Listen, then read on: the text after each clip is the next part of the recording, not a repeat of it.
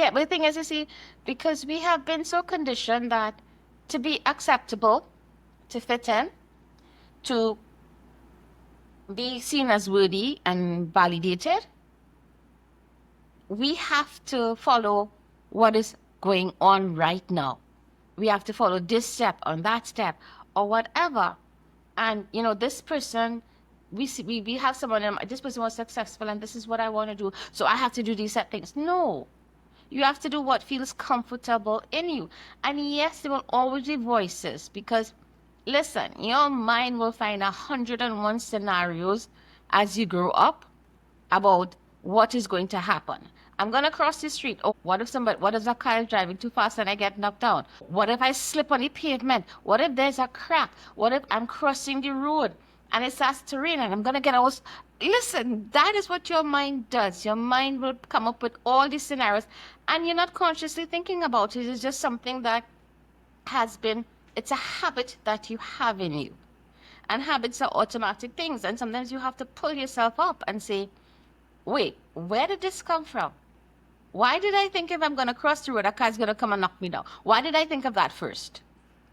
You understand Yeah, what I mean? Or if you're yeah. driving, you say, okay, oh Lord, if I'm driving, I wonder if somebody's going to be racing, somebody's going to cut off in front of me.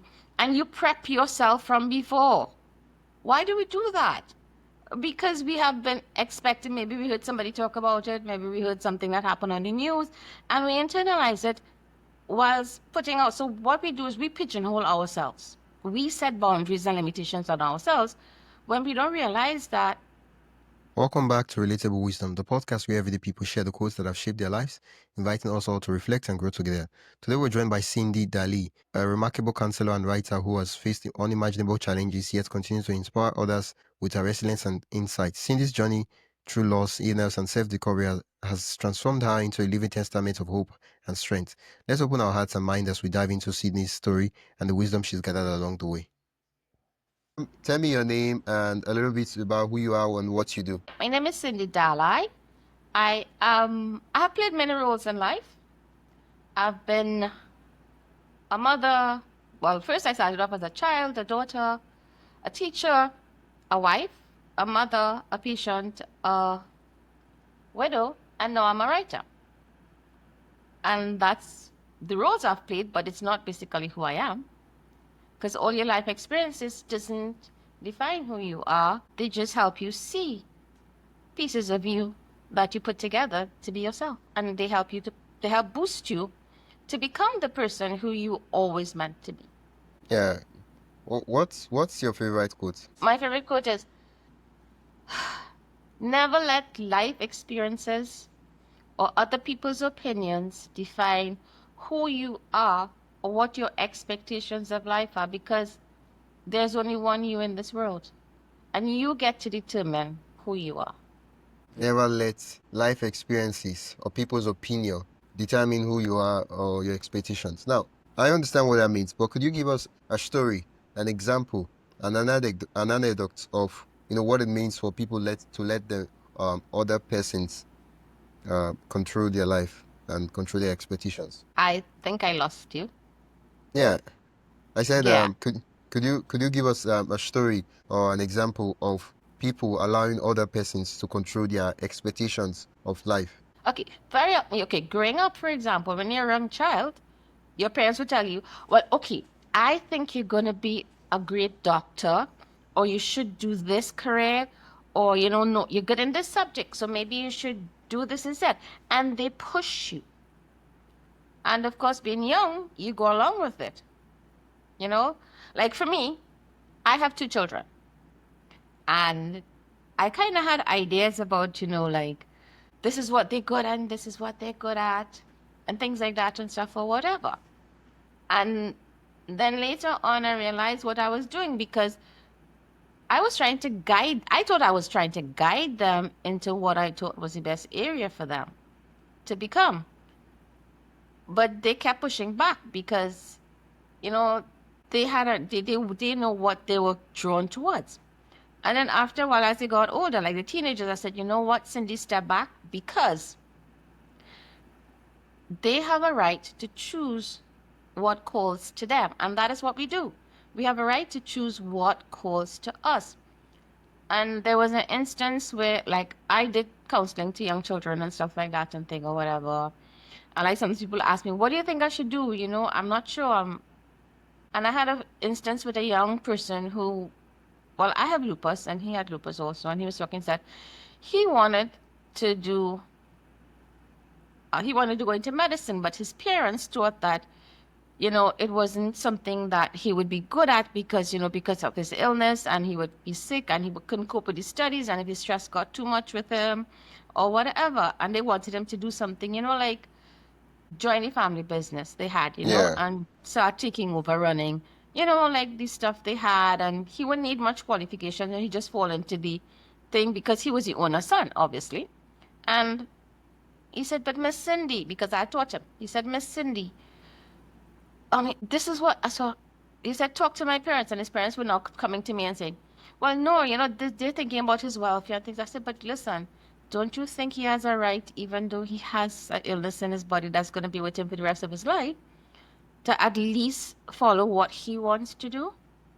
And he won a national scholarship, and he chose medicine, and right now he's a Oh, doctor. wow.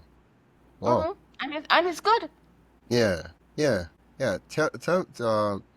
Never let other people determine your experience and opinions.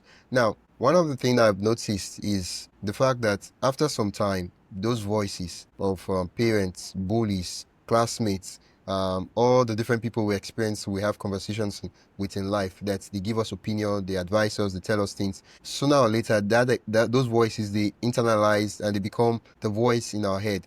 It's not our voice, but when we're about to do something, when we're about to try something, this new endeavor that we really want to do, the next thing the voice comes up and tells us that, no, no, no, that stuff is not made for you. Like, we hear the voice over and over again, and sometimes we might be fooled to believe that, oh, it's me that is speaking, it's what I want. Well, it's not actually you. It's just, oh, society has been internalized in you, and so what happens is that when you're about to do something, they reject you. They determine how high you should aim in life. They determine what you should even approach. Yeah, you see, because of society we live in, we are taught the only way we can do something is by conforming to everything else that everybody else wants Yeah.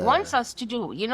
Your parents, the environment you grow up in, your friends, everything, and all those voices come in your head. And they set the ceiling for you because after a while you begin to believe it. And it's easier to sometimes just give in to something than to push against it. Now, in my case, when I was growing up, I grew up in a predominantly East Indian society where you didn't be, being a writer or being an archaeologist, which was what I really wanted to do. That's not something you did. It wasn't realistic, and you should stick to something that is more practical and whatever. Definitely work. And yes, and I got into teaching. No, incidentally, I love teaching. So Okay. that was okay with me because it wasn't the planned career I wanted, but I ended up I when I started teaching, I loved it. I love teaching children, especially the younger ones and stuff like that and things. And then later on, it kind of got busy and stuff like that. And now I started writing because it's me. And even though I write now, there are still people who are thinking because I'm a widow. I have all these illnesses in my body. You know, I'm by myself, and I'm supposed to conform to a certain category. You know, you're Cyndee, you're 58 years old, you're a widow, you have children, you shouldn't be, yes, whatever, but you should keep into this fit mold that people have for you and you're supposed to live up to what they classify you as. Now, I've always been somebody who said, I am myself. I'm not a clone, I'm not a carbon copy. And I will push myself and I would follow what I want to do. And this is something I wanted to do. So I started writing. And I wrote 2 books and I can still keep writing because it's fulfilling me. It's what I want to do. And I lost a lot of friends for that. And a lot of people were kind of like, they kind of pulled away because, you know, I wasn't behaving how I'm supposed to behave. And they may not see it outwardly. They won't say it outwardly, but by the reactions you get and the way people respond to you, that they they don't approve. And I said, listen, I don't need anybody's validation. I got validation the day I was born. God gave me validation. And the fact that I am here shows that I'm worthy and I could do all things. I have to determine what I want in life. I have to define who I am and what my limits are. Now, it's very hard for most people to do that because we live in it depends on your background and depends on like where you live. And sometimes it's Yeah. very hard to step out of those boundaries and limitations that are placed on us, not because we place it, but because it's how our environment is. And so, what we have to do is we have to start finding ways to fulfill ourselves and define our expectations. And, like you said, you have to take a leap of faith and do things sometimes that is outside the box of what the norm is. Yeah, yeah. And when you say the word norms and it's people like, oh, this is not normal. And when you look at Yes. the word normal, it's so, oh, this is the norm. And the question is, uh, at some point in time, you just have to ask yourself that, am I going to live my life, make decisions, and be tormented because of what one person think about me, right? Oh, because of what they think I should be doing because of that I won't live the life I'm supposed to live to the fullest.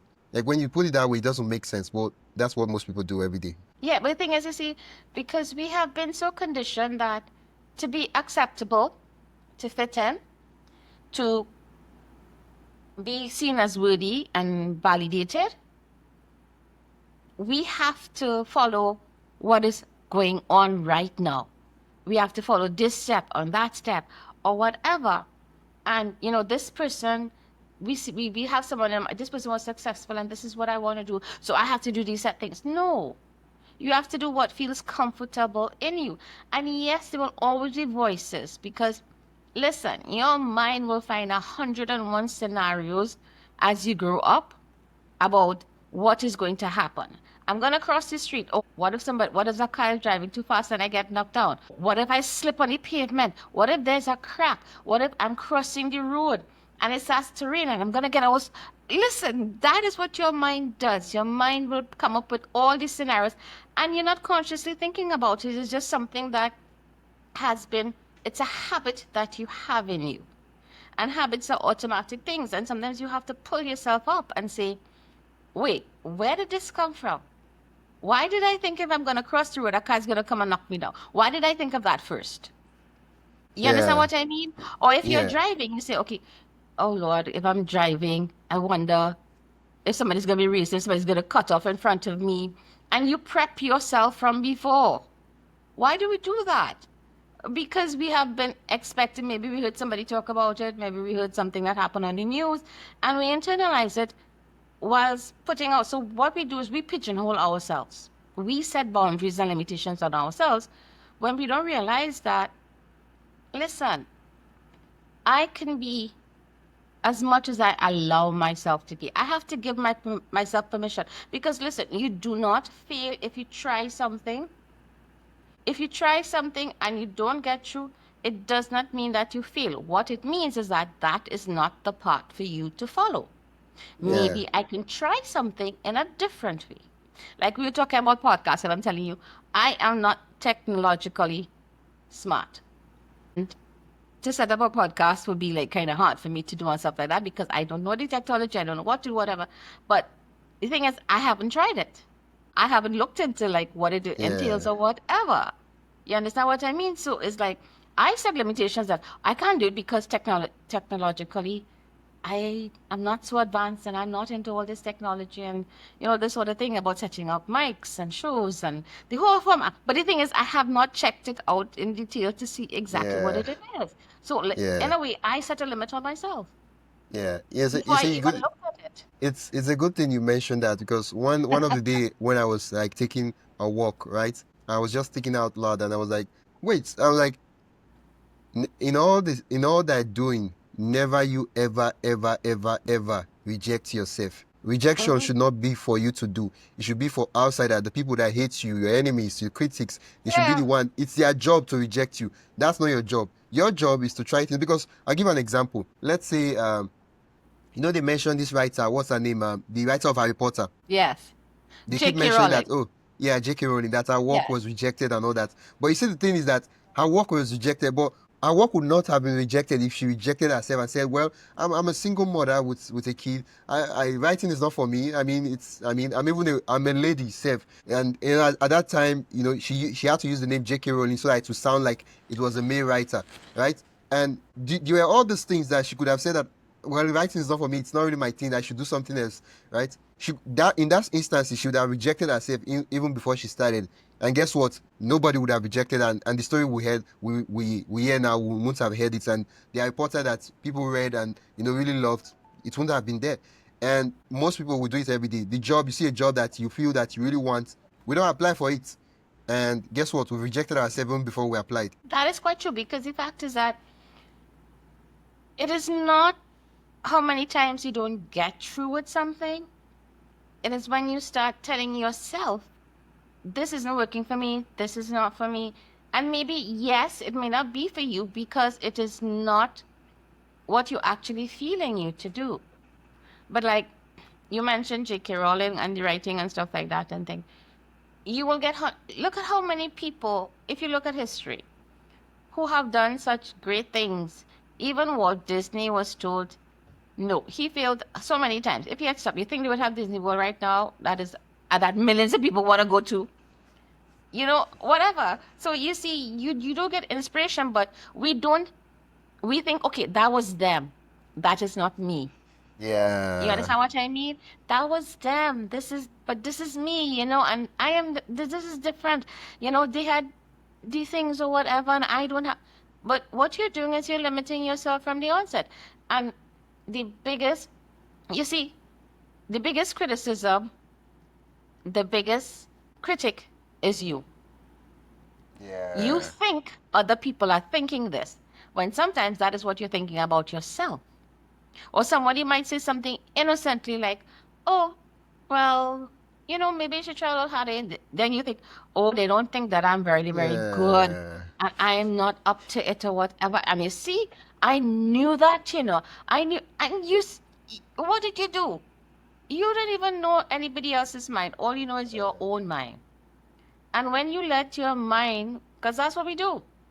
And I always mention this. Our mind is a library. Yeah. Just as you have books in a library that we categorize according to categories, or we put in sections: disappointment, hurt, joy, things we like, things that appeal to us, our dreams, our hopes. We have those categories, that we have those books in our head. All the times you had dreams, you put it, we all shelve it. And when a similar incident comes up, like, okay, say you get a rejection or somebody turns away from you, right? Your mind will draw back from all the other times that other people rejected you, and it compounds Yeah. it, and then it'll build up, and you start ruminating on, well, this always happens to me, and what did I expect otherwise? Why did I think it was going to be any different? Why am I even bothering to try? And you see, that is where you have to stop yourself and say, okay, it didn't work out then, but that was different situation. This is where I am now. I'm not the same person I was then. This is where I am now. This is who I am now. And you look at the advantages of being where you are right now. And sometimes you don't do that because you might be in a job doing something and you're saying, I don't like this job. I have to go to work every day. I have to work from 8 to 4. And the people are not very nice. And then I come home and I'm tired and my family is such and such and such. And you look at all the bad things. And you say, well, if only I could get a promotion, if only I could move to another city, if only this could happen or that could happen. But if you stop and you think to yourself, what are the advantages of my being where I am? Yeah. One, I have a home. I actually have a job to go to. I can become very good at my job. I can talk to people. I have opportunity to look at what other people are doing and see, maybe this is what I need to pull myself up in. I have a family who can be around me. I actually have a family to go home to. And when you start looking at what you actually have and not seeing it as a disadvantage, then you find yourself shifting into a different mindset. And that is what is important. Because, okay, let's say, all right, if I were to move to another city and get another job, what are the disadvantages of that? One, I'll have to work harder to prove myself. Two, I'll have to start making new friends and getting in with the new team I'm working. I don't understand. Maybe I might not understand, where I live. Maybe I mightn't like the place I'm living in. I'll have to make my friends probably talk to my neighbors, see about fixing up the place, learn about settling it. So you see, you have to look at everything from both sides and you have to Yeah. balance it off. And very often, yes, we may not be in a place we want to be right now, or maybe you don't want to be in the same position next year, but you have to say to yourself, okay, this is what I have now. How am I going to make the most of it? What can I do? And so instead of asking what next, what next, what next, because you always want to see what next, what next.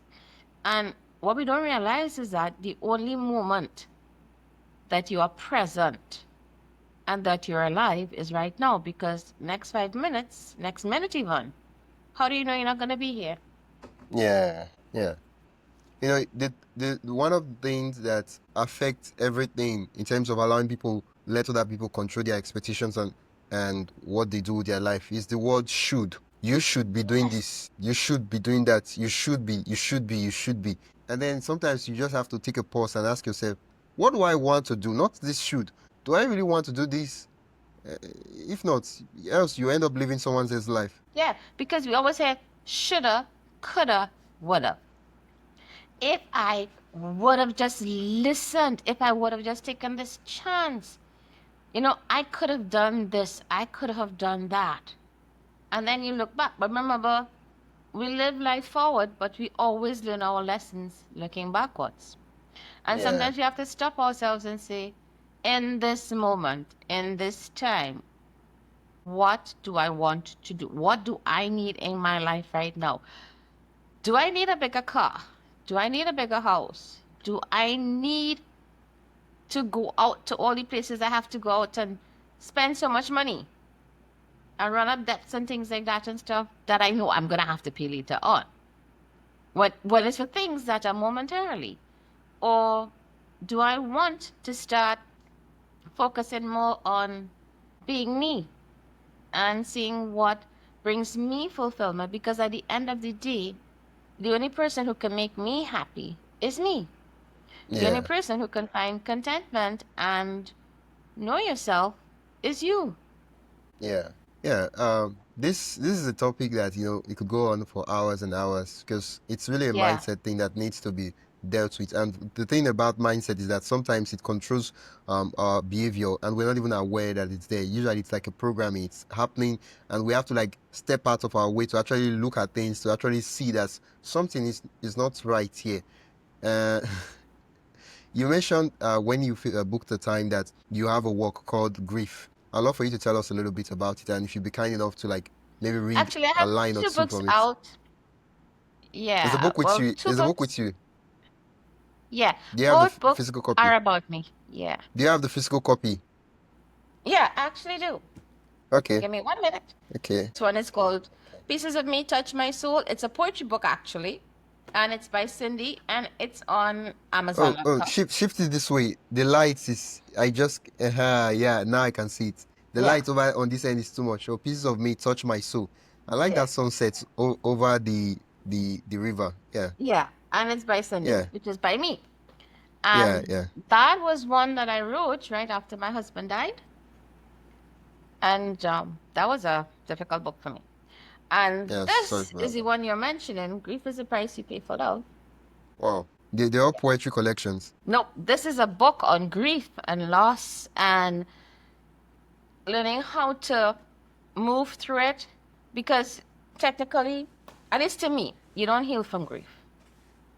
Grief is something that you carry inside of you. What you learn to do is you learn to create space around it and realize that when a loss happens, whether it's a loss of a relationship, whether it's a loss of a loved one, whether it's the loss of a job, or anything like that, what we feel inside the absence from that does affect us deeply. And grief is something that is totally personal, it's messy, it doesn't follow any set pattern of behavior or whatever. And everybody reacts to grief differently. So it's a personal experience. And grief is the price you pay for love. That one I wrote under the pseudonym Fialian, and that is also available on Amazon.com. And that looks at grief from a very, very personal point of view, because when I was trying to like reconcile all that was going on inside of me and feeling the loss and the absence of someone who I felt was a part of me and who I still feel inside of me, I realized that a lot of memories, like I told you, your mind is a library. It will pull up all the times that you lost something, all the experiences that you had that involved some sort of pain. So all of that came up in it, and then I speak about the steps, what I had to go through, and what I came to realize from having to learn to manage it. I don't say heal, manage it, and to realize that it was no longer a we, there is a you and a me, but now one part, the you part of me is missing, and it's only me, and I'm still here, and I have to learn to find the purpose of why I am still here. Yeah, yeah. Well, well. You see, this is why you should start a podcast. I feel like this story is not, we need, like, you need to go deeper into the story as much as you I want, know, and yeah, yeah. I Well, know, I okay. know. Uh, That's what a lot before of, I that's start, what I've been hearing or whatever. before I start talking shop, where can people learn more about you and the books? Okay, both books are available on Amazon.com. Again, they are Pieces of Me Touch My Soul, which is a poetry book, and it deals with poetry ranging from life moments to divine creation to love to heartache. And that's available on Amazon.com. And the other book is Grief is the Price You Pay for Love, Run Into the Fire, Discover Me in the Ashes, and that is by Faye Alian. And that is also available on Amazon.com. Okay, okay. Once again, thank you so much for being an amazing guest on the podcast. Thank you very much for having me. It was really nice talking to you. Yeah. Thanks for listening to Relatable Wisdom. If you found something meaningful in this episode, make sure to follow or subscribe wherever you're listening. If you'd like to support the show, you can do that by buying me a coffee. The link is in the show notes. Every little bit keeps the conversations going. I'm your host, Wisdom Okonkwo, and I will see you in the next one. Until then, stay curious, stay inspired, and keep growing.